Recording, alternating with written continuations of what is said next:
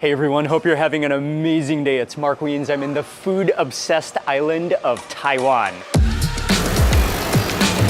If you love to eat, this is a paradise. And so today I'm gonna take you on an ultimate Taiwanese food tour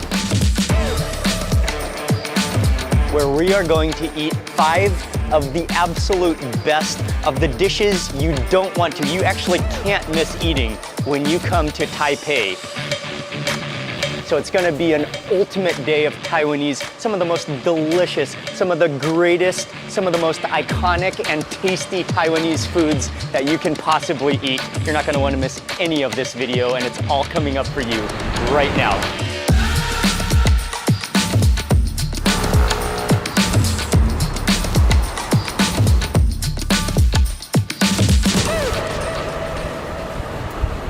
We are just actually a couple blocks down from Taipei Main Station, which is one of the busiest areas of all of Taipei. And you get into this back alley. And the name of this place is Liu Sandong Beef Noodles. I can already smell the aroma of the first dish that we're gonna eat. It's probably one of the most famous of all Taiwanese foods. And this is gonna be #1 on the list to eat it. I'm talking about #1, Taiwanese beef noodles. This is an amazing place down an alley. It's packed right now at the lunch rush. This place is well known. It's a heritage restaurant. It's a legendary place to eat beef noodles. This is what everyone is here for. The beef. 牛油碎肉、牛筋、香料下去熬。 Uncle is just explaining to us about their special beef noodles. 台湾全省啊，就剩这一家在卖这个干的啦。 And they're the only restaurant that serves this homemade noodle that's the thickness of a chopstick. And then he was also explaining about the broth, where it's all about the bones that boil in that broth for 24 hours to release all the flavor. So it's a bone broth. And he said that floating on top, that yellow oil, the more yellow oil, the better, because that's pure beef flavor. 它是牛小，牛小的香味就不够。 Uncle is truly the king of beef noodles, and he's so knowledgeable. He's just explained to us some of the secrets of beef noodle. And he says he only uses Taiwanese beef because of the texture, because of the flavor. He knows his cuts. He said he found us the perfect piece of beef, which looks like a brisket type of cut. He says it has a perfect ratio of fattiness to meat. And then when they assemble them, they boil their noodles. They add in some broth. Then the slices of cut beef go on. They add in a little bit of a stock, like braising sauce, it looks like. More of that bone marrow beef broth goes in. It's really one of the national dishes of Taiwan, something that people just absolutely love, and this is an education on it. And what an absolute hero of beef noodles. Oh, wow, that looks volcanic. This metal canister, which is filled with the bones. Uncle is about to change out the broth. Oh, so that's just straight bones. That's what's been boiling for 24 hours to create that rich broth. 我们有这样子割哦，它的稀释出来的速度会比较快。 There's strategic slices in the bone so that all of the flavor is unleashed. Oh, that's impressive. The bone just breaks like cardboard. It's been boiling for so long. That amount of flavor, that's what makes the broth. The new bones going into the broth, and then a bone marrow shower. 哎，筷子拿得起来有没有？哎，这块肉就好了。 What a technique. Pokes the beef chunks with a chopstick, and if it sticks all the way in, then he knows it's perfectly tender. But just by touch, by feel, that is experience. Wow, that was incredible. 谢谢. The time has finally come, and what an education on Taiwanese beef noodles before eating it. But 2 different versions. One is the braised beef, and then one is just that expertise of beef that's just boiled within the bone broth. Both of them are extremely popular. And one thing, they serve it with chopped up green onions, but then Uncle said he wanted me to try that broth first with no green onions, just to taste the purity of the broth, that beef flavor. The first bite to begin this tour. Oh, wow, that is so beefy, so pure. Oh, so boiling hot. You can taste all of the flavor that's just been unleashed from the bones. The marrow has seeped out to make it rich and oily. Let's move into that other broth real fast before we jump into all the goodies and the noodles. That's so good too. Oh man, one of the things I love about food and I love about this place and Uncle is just how particular he is about everything. He has a way, he has a method, and I so respect him. He's really a hero of beef noodles. Oh, those noodles are superb. They're chewy and doughy and thick. Those are interesting. Those are really tasty. And I think it's perfect with the beef noodles because they're thick enough to kind of absorb some of that broth while remaining chewy at the same time. One of the condiments that's on the table that a lot of people use is this pickled preserved greens. People add spoons of this to their noodles. And then they do have a bunch of condiments as well, including garlic. And this you peel yourself so it stays nice and clean in its wrapper.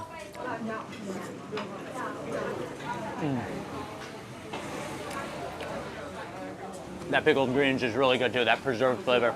A little bit of saltiness, a little bit of that complexity from the fermentation. Okay, back over to the other bowl here. This is the different type of beef, more of that brisket that's been braised, that's been cooked down without the spices. I'll add some of the greens again to this one.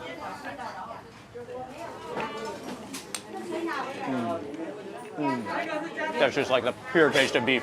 Whereas the braised one, you taste all those, I mean, the star anise, the cinnamon in there. Wow. You take a bite of noodles, nibble on the garlic, mix it all together in your mouth. Oh, get the full potency of that garlic to cleanse your mouth, to boost the aromatics. Oh, I love raw garlic. Oh, it's so good. So what it says on the directions is you're actually not supposed to add this to your noodles, but you're supposed to take literally one bean, you eat, and chew 3 times. 1, 2, 3, and then you get the beef, chew another 3 times. 1, 2, 3, and then follow with broth.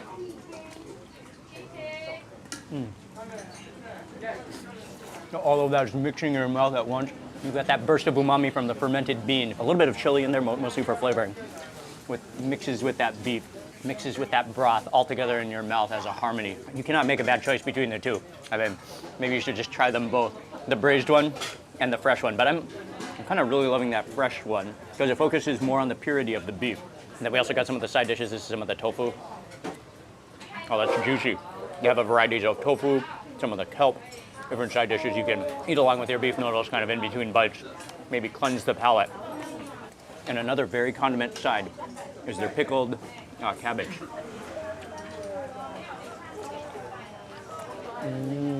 Oh, that's really good.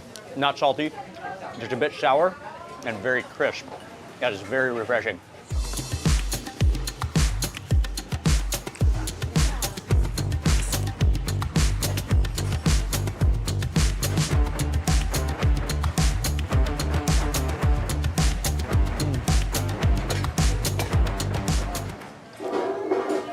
One of the greatest beef noodle experiences you can have. I mean, it's like a tiny little shop, but you really feel the energy and the action and the friendliness here. He is the king of beef noodles.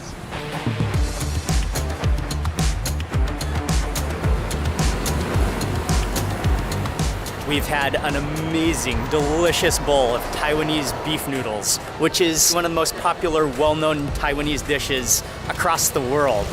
But right here in Taiwan, for Taiwanese people, there's another dish that might even be more popular.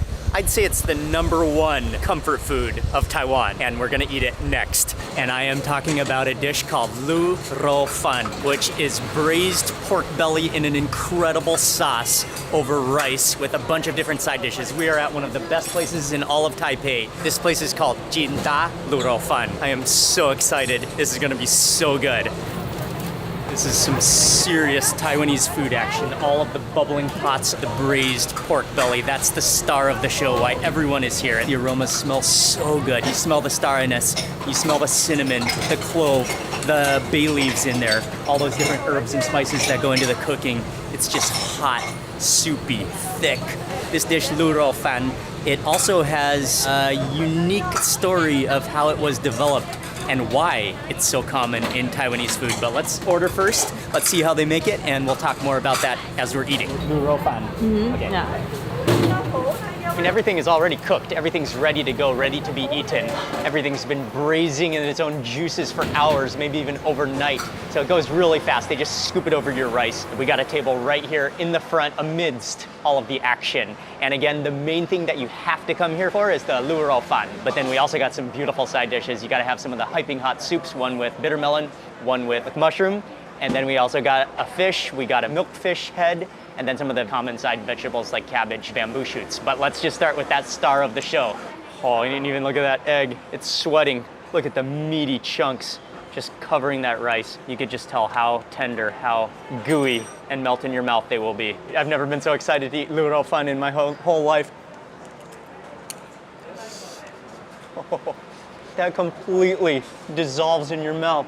It's so soft. It's actually like melted butter. Oh man. And the flavor, the braising spices, the star anise, the cinnamon in there. It's not overpowering, but it's just so soothing. But I think it's that texture. And like I was mentioning before, one of the great things about lu rao fan is Taiwan and Taiwanese have always been so innovative and so creative and making use of every single part of an animal that they cook and eat. And lu rao fan is such a great example of a dish that takes just a little bit of meat and they braise it down with spices until literally it melts into this sauce, which can then be scooped over rice and flavor an entire bowl of rice with just one scoop. Oh, it's so stunningly tasty. And just the dripping of the lard and the pig juices just go all the way down to the bottom of your bowl. My favorite part are not even the little lumps of pork, but the dripping, the sauce, the melted pig fat and oil at the bottom of your rice that just coats every single grain of your rice. That is so tasty. One of the classic sides is bamboo shoots, and this looks like there's a little bit of the pickled or preserved greens in there as well. I love the texture of bamboo shoots. This one has a little bit of the greens in there, which give it a salty and acidic flavor to it. Additionally, they have some soups here. This one is pork ribs. Oh, there's even some clams in here. And then bitter melon. Let me try that broth especially. Oh, wow. I love the bitter melon. Some of the flavor has absorbed, has just been released into that broth. It's clean, it's clear. And then you've got that bitter finish. Another side here that's famous is the milkfish head. Milkfish is a fish that you can find pretty much in this region of the world, in the Philippines, in Taiwan. Milkfish, it's a delicious fish. I'm not totally sure how it's been cooked, but there's kind of an oily, looks like it's braised also. You do have to be careful of the bones with the milkfish.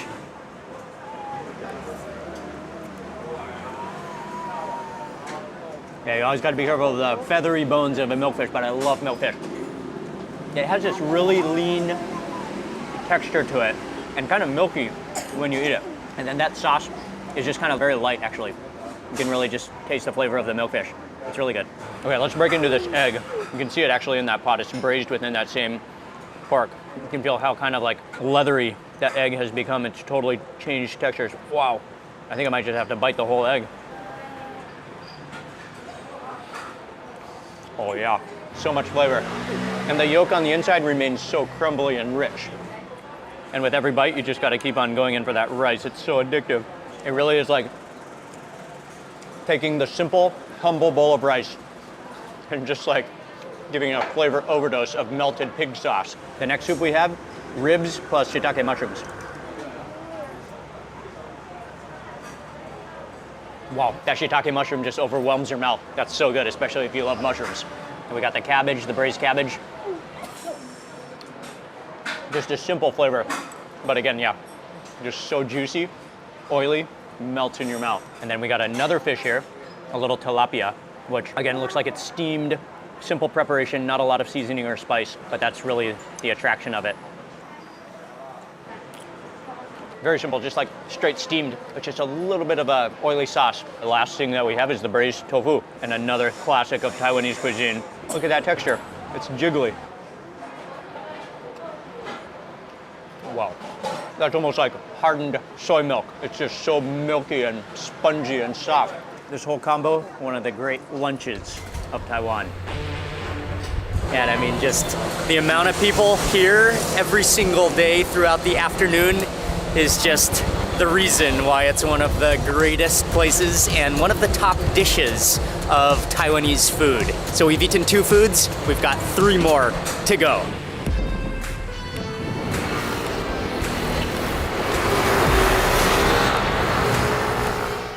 Next dish is one of my favorite and also I think one of the most popular and beloved salty savory snacks that you can eat. And number 3, the Taiwanese scallion pancake. In Mandarin, it's Song Sua Bing. And this is one of the greatest stalls to eat it from. We are here, we're gonna see the process. It smells so good. And they've just taken the scallion pancake to the next level. So the process of the scallion pancake begins with a dough loaded, studded with scallions. They make all the dough by hand at home before they come here. They wrap it into individual sized portions. When they get here to the stall, then they have a press. They press it out into a little round flatbread shape, like a roti almost shape. Then that goes onto the hot griddle and they just slow cook it until it turns gooey on the inside, but it gets really crispy and brown golden on the outside. It's just flying on that hot griddle, the clinking and the clanking. One of the things that makes it so good is, I mean, the whole process, but when he really like slaps it together with those trowels, the double trowel system to flake it up, to get the textures going. From there, you have a couple of choices. You could just get the standard version, or you could get it with an egg, or you could get the fully loaded deluxe version. We're gonna get one of each.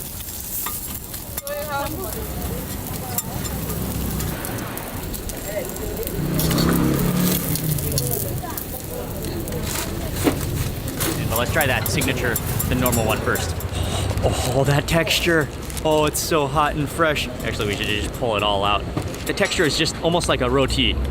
Oh, and they put a little bit of chili sauce in here and a little bit of that soy sauce paste mixture, all wrapped within a perfect handheld, slightly oily, crispy, doughy pancake. Oh, that's hot.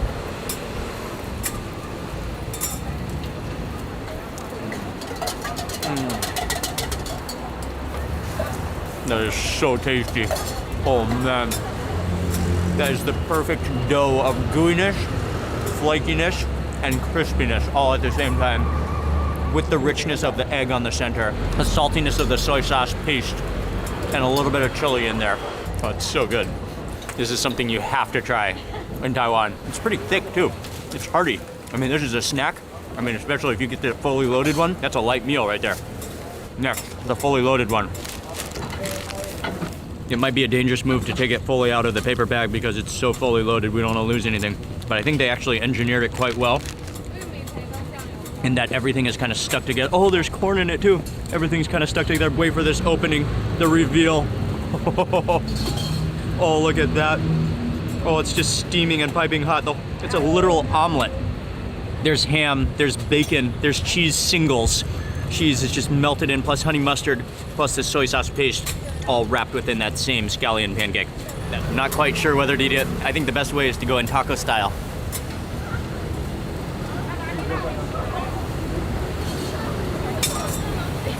That is a masterpiece of a scallion pancake, warming me all the way to my stomach with happiness and flavor.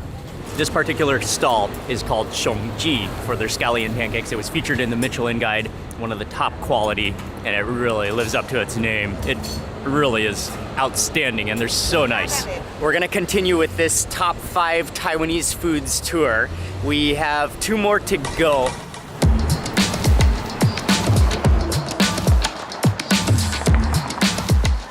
Oh, and it's arrived. And I love the name of this shop. It's called Dai's House of Unique Stink. And we are here to eat none other than the legendary Taiwanese stinky tofu. It's a huge part of Taiwanese culture. So you'll find it all over.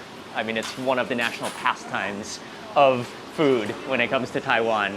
But this place right here, they really specialize in high quality stinky tofu, and they have a lot of unique dishes, and just you'll see all these posters around the walls dedicated to stinky tofu, the health benefits, the greatness. You cannot leave Taiwan without trying it. Wow. So the first one we got is raw stinky tofu. Oh, that's gonna be the full flavor option. I think there's a number of different ways that you can ferment tofu. This one is vegetarian based, so it's a brine of fermenting vegetables that makes the fermented tofu. Oh, you can see it's turned into a cheesy kind of stickiness almost. Oh, wow. Yeah, that definitely has an aroma to it.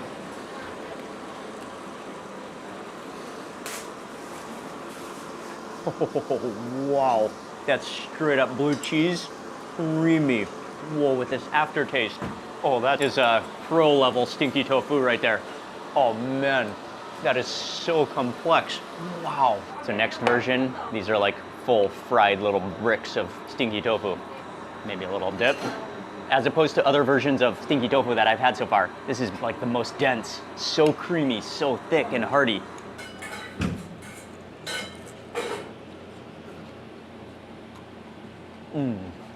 Okay, that's much less intense, and it is more spongy. That one just kind of melts in your mouth, crispy on the outside.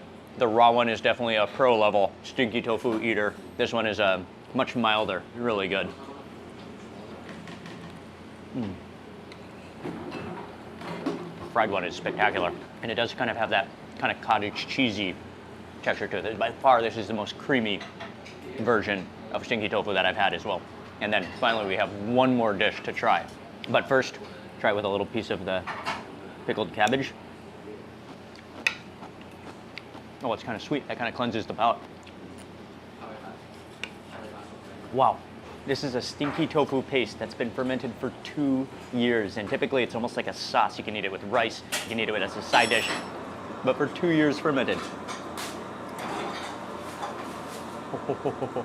Wow. That's unlike anything I've put in my mouth. You can definitely taste some decay in that flavor. You can feel like fumes coming out of your mouth and going up your nose with that a little bit. And then on top of that, it has this bitterness that's so incredibly complex. That is unique. Oh man.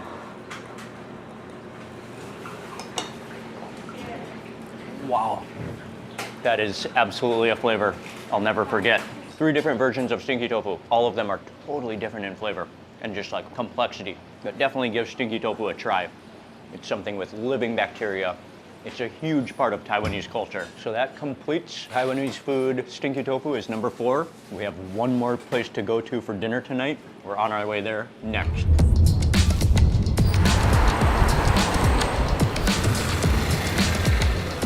This brings us to our final destination on this ultimate Taiwanese street food tour. It's been an incredible journey. This place is extremely popular again. There's a line going out the door waiting to order. And we came here to eat another Taiwanese food that you can't leave Taiwan without eating. Let me see if I can pronounce the name of this restaurant. Longmen. 客栈. 饺子馆. This is a hugely popular place, and actually this is a bonus because we were doing top 5 dishes. We're doing 2 main dishes and 2 things that are extremely popular, and I think everybody that comes here gets both of them, both the dumplings and a mess of different braised things, all the way from pork to beef to organs to eggs to potatoes and kelp and bean curd is all in this pile. And the Taiwanese name for it is lu wei. One of the main attractions is all the Taiwanese braised pork parts and eggs and tofu skin. Auntie has literal motor hands. She just non-stop chops. Oh, that is some insane chopping skills. She just slices through it, puts it onto a plate, adds on squeezes on some sauces and some oils. Oh man, that looks so good, and she's so incredibly fast.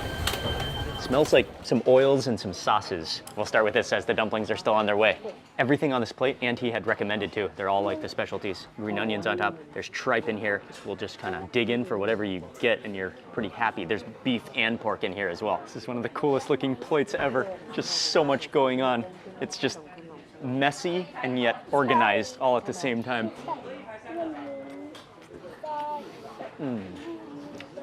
Oh, that is just so good. Oh, the dumplings. Oh, 谢谢. Oh, the hot, fresh dumplings. Oh, that is so good, though. Oh, that's some of the best Taiwanese braised flavors I've had. You taste the sesame oil, I think, on top, and the soy sauce, the star anise, the hint of like cinnamon in the back of your throat, but it's not overpowering. That's so good. Oh, they're getting ready to put in a fresh batch of dumplings. She drops in a whole tray of fresh dumplings. They go into the boiling water. They're gonna boil for about 5 minutes. They'll come out piping hot and directly to orders, to your table, to your mouth.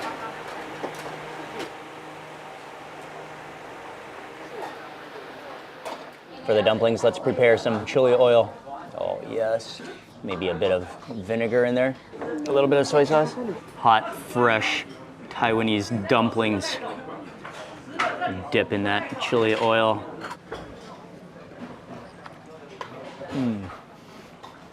Oh wow, there are a few things in life that are as satisfying as a dumpling. That just explodes with meat juices in your mouth. And at first you think that the wrapper is kind of thick, but it's so smooth and so delicate and so silky.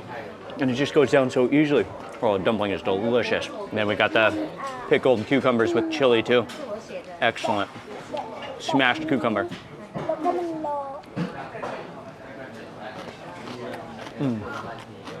Really crisp, really refreshing, the chili oil. So good. What a combination. I gotta have one more dumpling while they're really hot and fresh before moving back into the magical pork parts. One more thing, we should take a half bite, just kind of see what's on the inside. But they're so soupy and so juicy.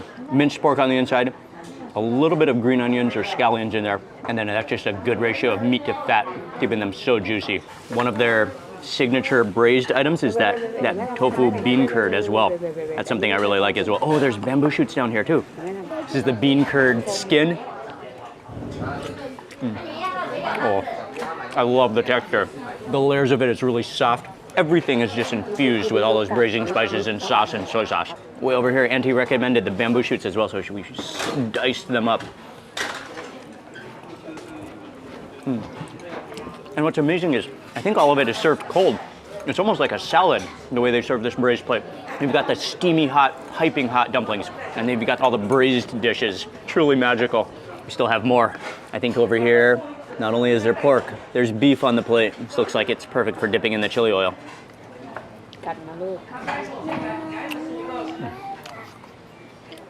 So tender. And the texture of it.